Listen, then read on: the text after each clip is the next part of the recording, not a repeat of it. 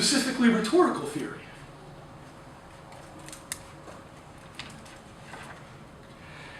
It's a kind of strange thing that I don't understand, and I've been talking with my colleagues about over the last few weeks. But all of the canonical texts in rhetoric are theory. Like, because there's no real practice. Right? I mean, there's Demosthenes' speeches. There are instances of these things. But primarily the canonical stuff, the Aristotle, the Plato, this is theorizing about what persuasion is, how it happens, etc. So, or more contemporary understanding of it, like how best to teach writing, So it's the theoretical impulse. You think, to me at least, you think it would be more at home in this rhetorical milieu in which the canon is, whereas like in literary studies, the canon is not theory, right? The canon is Shakespeare, etc. And so you can understand a little bit why theory seems like this foreign, literally and figuratively, importation upon this text. Not as much for rhetoric. But rest assured, it's no more at home or theory is no more at home in rhetoric than it is in literary studies either. So here it is. I mean, here we're in an unusual place, but I mean,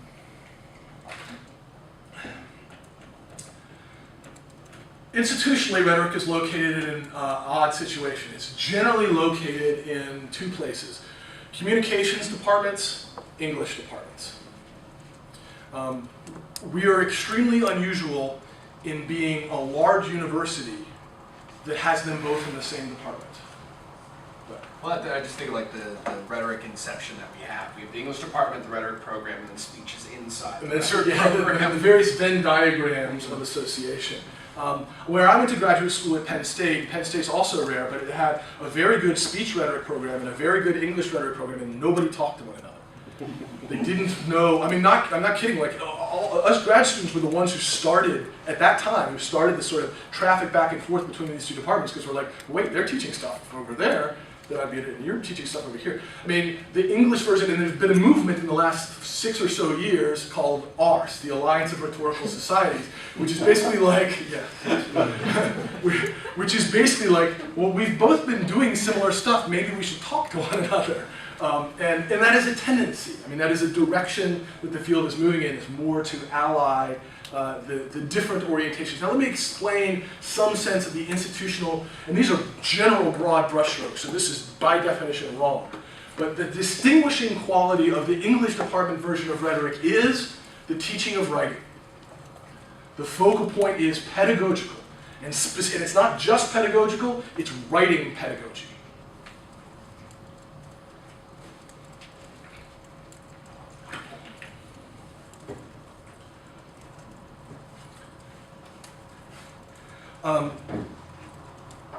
Composition as a research area is really only 40 years old.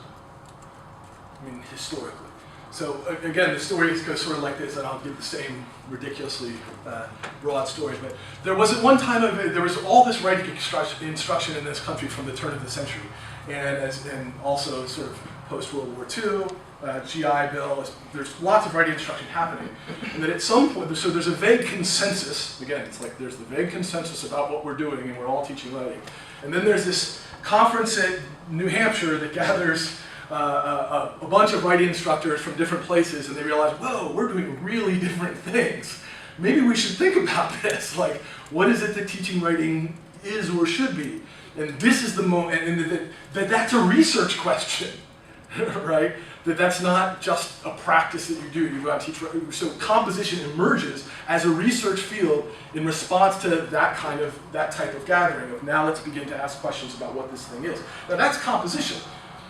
So something like composition theory begins around that time. And you can point to a fairly clear lineage of folks like Jim Berlin, Sharon Crowley, Peter Elbow, etc. Now, interestingly, some of which are rhetorical and some aren't. So one of the traditions that composition hooked itself to was this tradition of rhetoric. So Sharon Crowley, for instance, is very much a figure who connected the teaching of writing to training in persuasion in antiquity. And others have done that before me. She's not the first, but she is the type of figure of someone who makes that kind of connection explicit. So rhetoric, in a sense, the tradition of rhetoric, becomes one way to think about doing the work of composition. And I say that to emphasize that the term that you hear all the time, which is composition rhetoric or rhetoric and composition, like it's an incredibly problematic term for many, many reasons, not the least of which is that one can very much be invested in composition and not care at all about rhetoric, and vice versa. You know, that there are plenty of compositionists that one will meet who care about writing instruction, whose orientation is not rhetorical at all. So conversely, on the other side, the comm side, so if the English department side is characterized primarily by an orientation towards writing pedagogy, the comm side is organized primarily as an orientation towards rhetorical criticism, which is effectively, and this is an exaggeration, but it's basically literary criticism on non-literary texts. Right? Literary criticism on speeches. Don't record that. That's like the most reductive thing that I could possibly say. But that's true. So historically, communications departments, speech departments break off from English departments around the issue of which text we should be reading. And we should be reading presidential address, not Wordsworth. And so what you see in communications department is a very criticism-oriented practice, right? So what the task, like the task over here is the production of discourse by students. The task over here is the criticism of professional discourse. That's the predominant orientations of these two areas.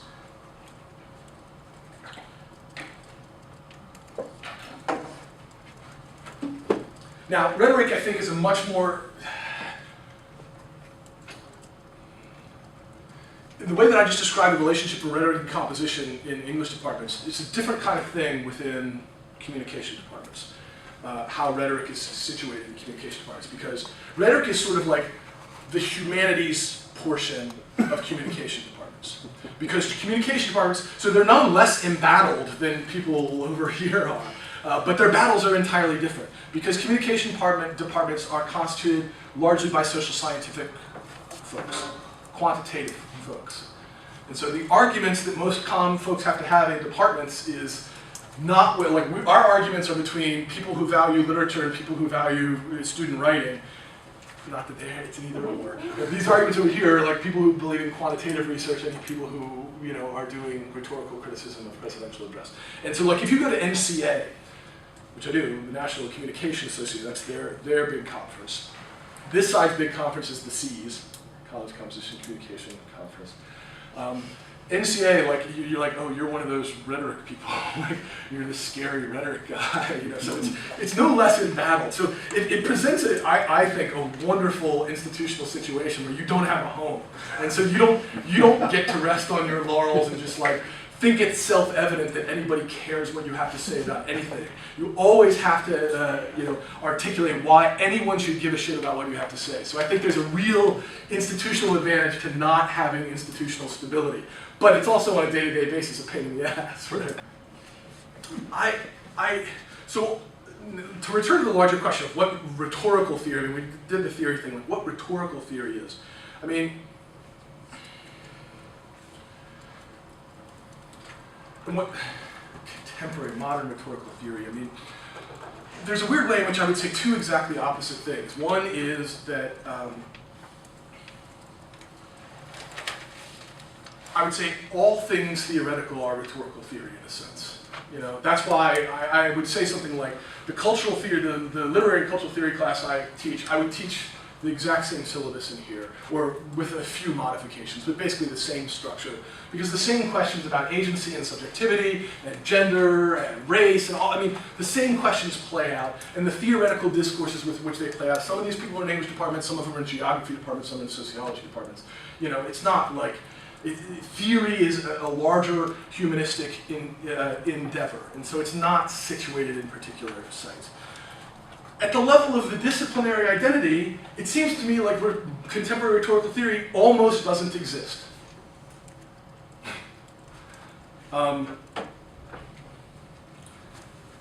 It is not, I don't think, a robust discourse with lots of folks contributing and re-articulating Kenneth Burke. And I mean, there are very few people in the field of rhetoric on either side of the fence that identify themselves as theory types, as theorists.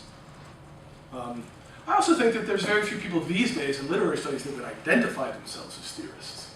They all have theoretical chops in one way or another, but they say I'm a 19th centuryist and I happen to do a certain kind of thing. And so as I was thinking about, like, again, contemporary rhetorical theory, like, let's just, we have the classical rhetoric class, so we're not starting with that stuff. And then we have medieval to modern, so we're not starting with that stuff. So we start with modern, whatever that means. Okay, let's assume that that means the 20th century. So I'm like, okay, well, we could read, like, I. Richards, I'm blanking on it, Tyteka, Obrecht's Tyteka, and what's his name? I almost said Ron Perlman. Chaim Perlman, yes. We could do Ron Perlman. That Sons of Anarchy is awesome. Or Hellboy, I mean, it doesn't matter. So we could do that, but that just seemed boring and dated to me. And I really, as I thought about it, like, well, USC hosts the rhetorical theory conference in the country. I mean, we are the home for rhetorical. I mean, it's true, right? We are the home for rhetorical theory. We're the most theoretically strong program. We're theoretically strong. We have a very definite and recognized investment in the theoretical, whatever the hell that might mean. And so we started a conference 8 years ago, something like that, and it meets every couple of years.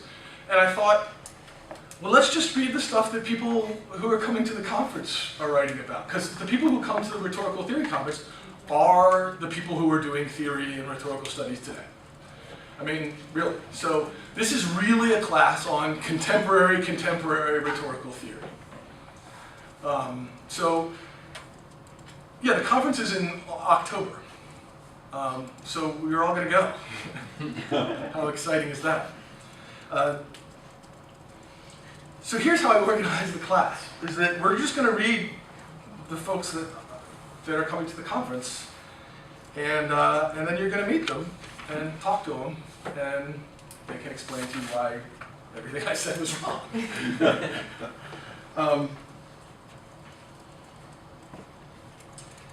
Yeah.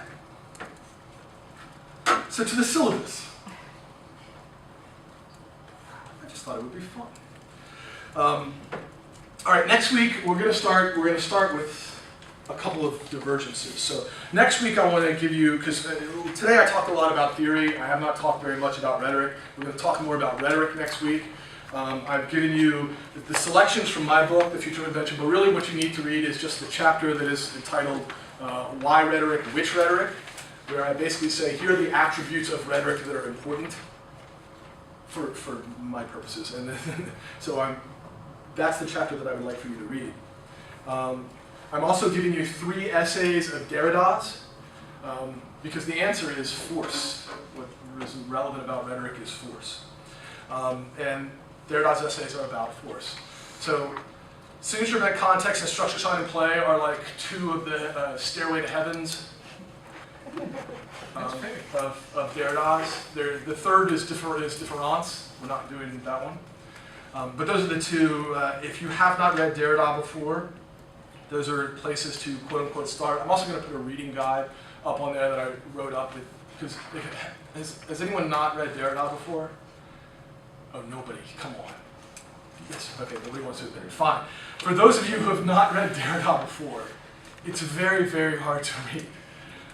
And will require, well, frankly, I put things on syllabi because they require being taught. Like, if you can read it and understand it, there's no reason for me to teach it to you, right? This would just be a book club, in my opinion. And so these things require sort of a kind of collective engagement to understand what's going on. So signature event, context, and structure, sign, and play. I put both essays up on there. I also included White Mythology, which is an essay in which he talks very explicitly about rhetoric. That's why I put that on there. And I've never taught it before. That one's much longer. It's like 70 pages. The other two are like 10, 15 pages each. None of them are easy. That's a lot of very difficult reading. So next week's it's just not going to be fun. It's jargon filled. The week Poorly written. We don't have class next week. Next week's Labor Day. We don't have class next week? You're kidding me. No, we don't. We could leave. We get 2 weeks to read your. That is ridiculous. We meet and then don't have class for 2 weeks? I protest that. We go to the bar. What does that mean? It was protested. It was duly noted. It is noted twice. Wow. Well, why the Constitution enforced that brought this about me? Well, that ruins my whole schedule now too, because like getting all this stuff in before the conference was a pain in the ass as it was. Okay, I should look at calendars. All right, so for next week, I'll still have class. I don't care. But for the week after that, this is my gesture to standard versions of modern rhetorical theories. We're going to read some Kenneth Burke, so you can at least get some Kenneth Burke. We will also read Barb Biesiker's selections from her book on Kenneth Burke, and she's someone who's come here. I mean, all the books that we're reading are things that have been written really mostly in the last 5 years, by theory scholars in rhetoric. So after that, I got Victor Vitanza's book. Michelle Balloff just sent me something. Brad Vivian. I've talked to all of these folks too. They think it's really cool that we're doing a class like this. And so they might be Skyping in or coming in if they live close by or something like that. We'll have to figure out exactly what that's going to mean or how to do that productively. I don't know if that's cool or not cool or stupid, or I'm interested in your thoughts. Then Steve Mayu, Diane Davis, couplets, Chris Lundberg, Thomas Rickard, then Ron Green's Materialism to DeLuca and Kevin Doyle. Yeah, I mean, who's not going to be here? Kevin DeLuca's not going to be here, but I think everyone else is going to be here. He's been here before, so he's included, and he's smart. And then we have the conference on the 11th and 12th, and so what I figured was we're going to be reading contemporary rhetorical theory, and I'm going to be doing some introductory work. This is not going to be, it's going to be painful, but it'll be okay. Maybe.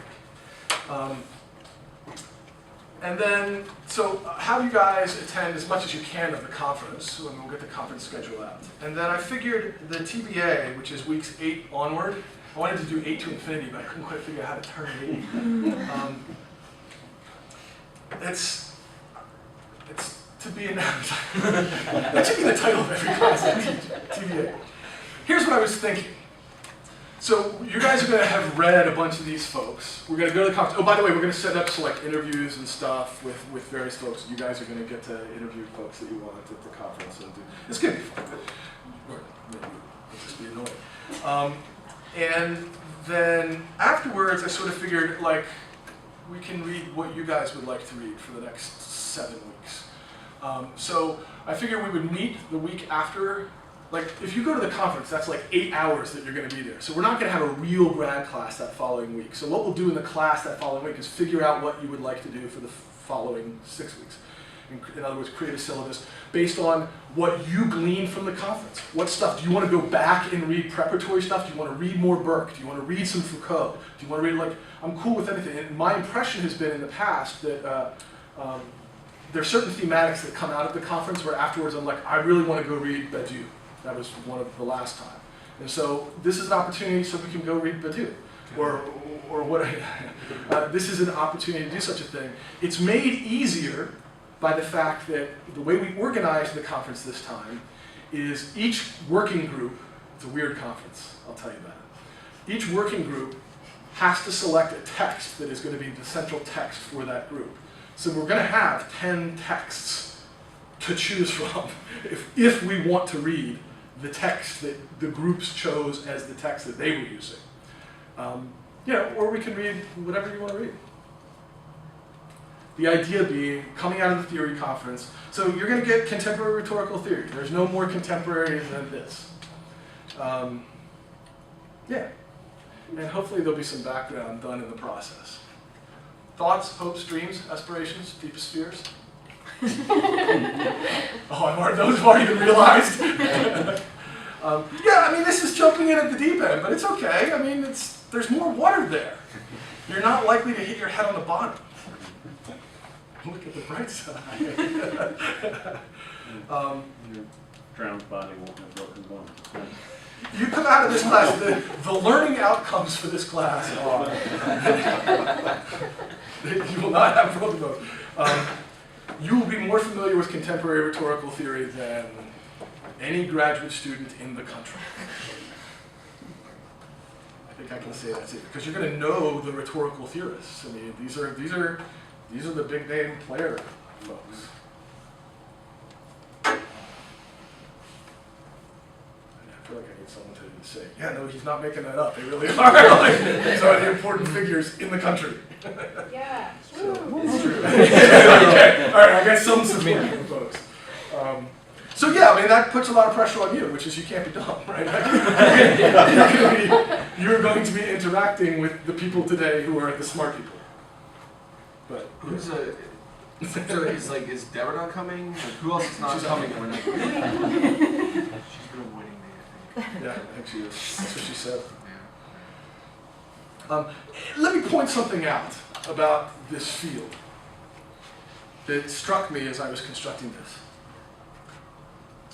All of these people come from one of two lineages. This is why I know all these people. These are my friends, right? Like, because I've known them the whole. They come from either Victor Vitanza's, the lineage of Victor Vitanza. So Barbara Biesecker and Michelle Baleth. Now Biesecker has trained around like several generations deep at this stage of the game. But basically UT Arlington, 20 years ago, Victor Vitanza is now at Clemson. I mean, he's going to be here too. And Penn State. So Vivian, me. Now Lundberg's an exception. But he went to Northwestern. Oh yeah, that's right. Yeah.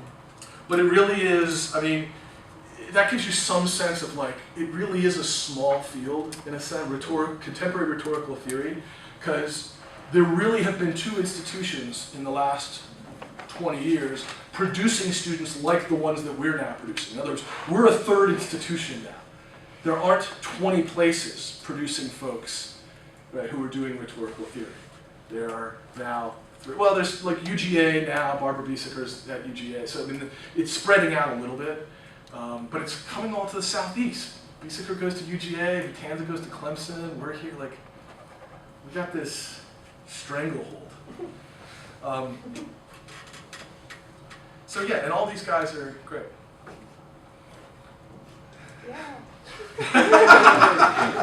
Okay, any questions?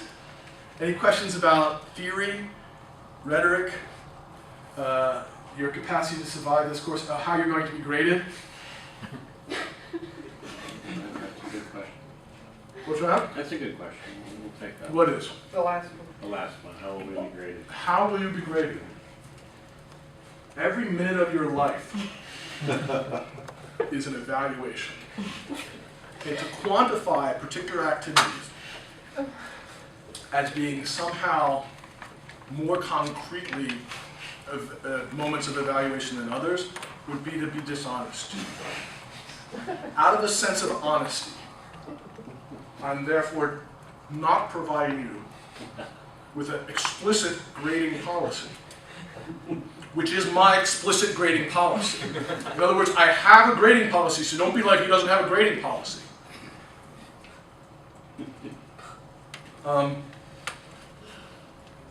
Requirements for the class, I guess there's something, I mean, this is a grad class, I sort of feel like it's understood. So here's the deal. Read the stuff, come to class, contribute, and write things. You'll be fine. I don't believe in giving anything higher than a C. Your grades don't matter. How many people are master's students? Right. There's 5 of you whose grades sort of matter. The rest of you are PhD students. No one will ever see your transcript. It doesn't matter. It truly doesn't matter. So the master's students at least have an argument. So you guys, what's that? In this class. What's that? You're not even in a class. 4 students. 4 students whose grade kind of matter. A PhD student's grade doesn't matter. Okay, so we got the grading question out of the way. I never really thought through what assignments I was going to have you do. The assignments are going to be like read stuff, talk about stuff. We could have a website. We could do some web-y stuff. Maybe we can post some interview questions for this conference. That would be Well, good. we're going to have to talk about that in advance. I mean, I'm interested in what you guys think in terms of like Skyping these folks in, for instance. Like, do you want to do that? What would we say? I mean, I don't even know what we like. I've been on the receiving end of this. Of like, I got Skyped into a class and and it was really weird, you know, because I was like, "Hi, people," and they're like, "Hi," and that was it. And so the guy who was teaching the class then proceeded to ask me questions because the students felt like, "Who the hell are we to ask questions of this person whose work we've read?" Which is of course ridiculous, but. You know, I would want it to be not me having a conversation with Barb Biesecker. I would want it to be you guys posing questions.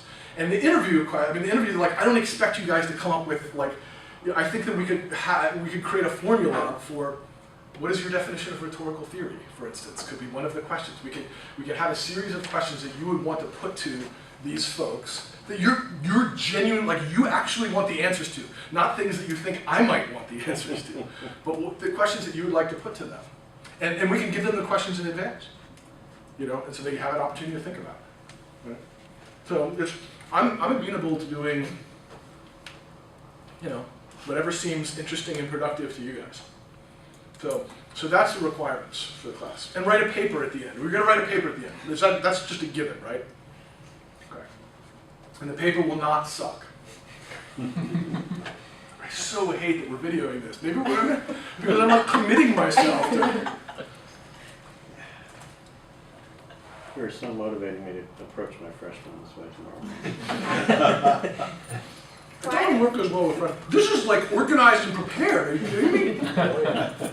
Why are you Your videoing papers will this? not. What's that? Why are you videoing this? I don't know. Why are we videoing this? I don't know. We may not be videoing this. Brian came to me a couple weeks ago and was like, "How about we video it?" And I said, "Okay." You didn't question it? It wasn't very smart, was it? I didn't theorize the practice that he presented me with. No, it wasn't smart at all.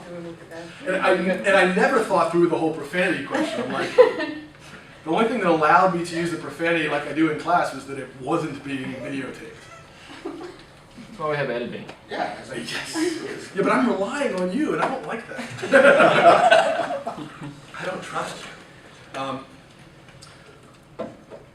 So yeah, any other questions about the structure of the class, the ideas of the class, what that is? It's going to be challenging for folks who are new to the world.